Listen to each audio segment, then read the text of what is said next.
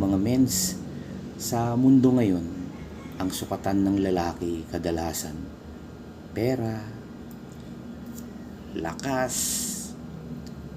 posisyon, forma, forma ng motorsiklo, forma ng braso.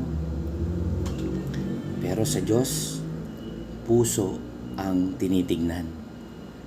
At ang lalaki na may tamang puso, yan ang sinasamahan ni Lord.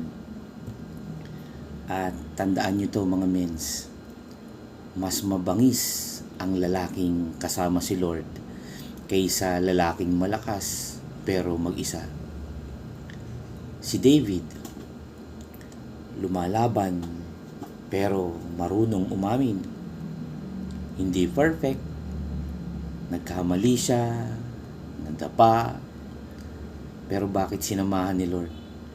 Dahil ang tunay na lalaki ay marunong magsabi, Lord, mali ako, ayusin mo po ako Lord.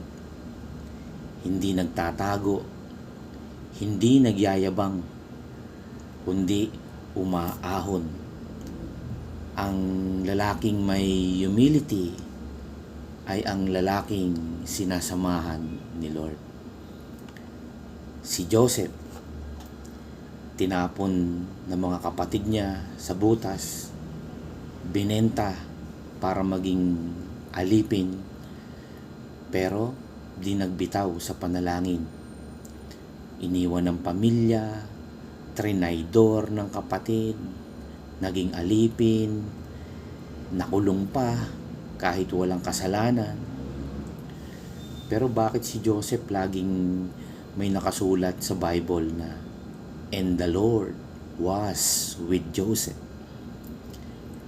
Dahil ang tunay na lalaki hindi reactive kundi faithful, hindi gumaganti kundi nagtitiwala, hindi umaayaw kahit binagsakan ng problema. Mga tatay, mga kuya, ang puso na hindi lumilihis, ang presence ni Lord ay permanent sa kanya.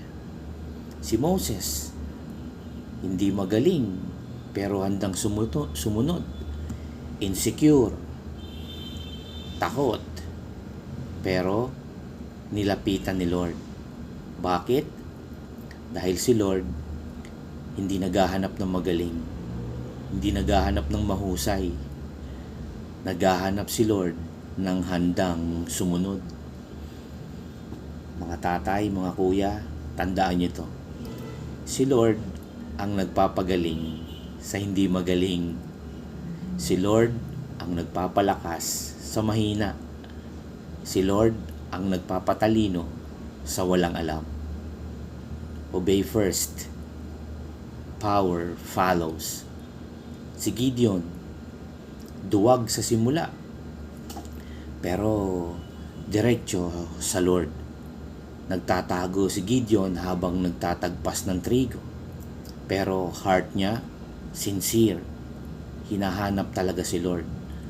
At sinabi ng Diyos sa isang lalaki na nagtatago, the Lord is with you, mighty warrior.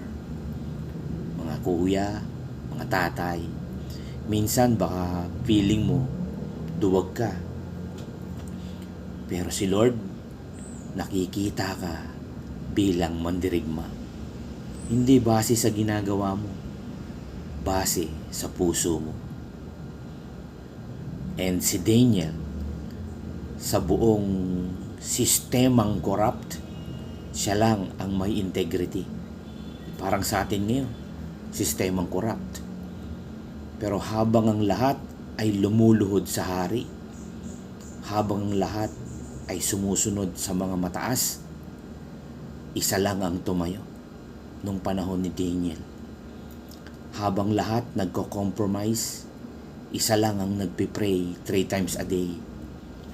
Mga tatay, mga kuya, mga mens, ito ang barako, tunay na barako. Kahit anong sistema na ibato sa'yo, iba ka.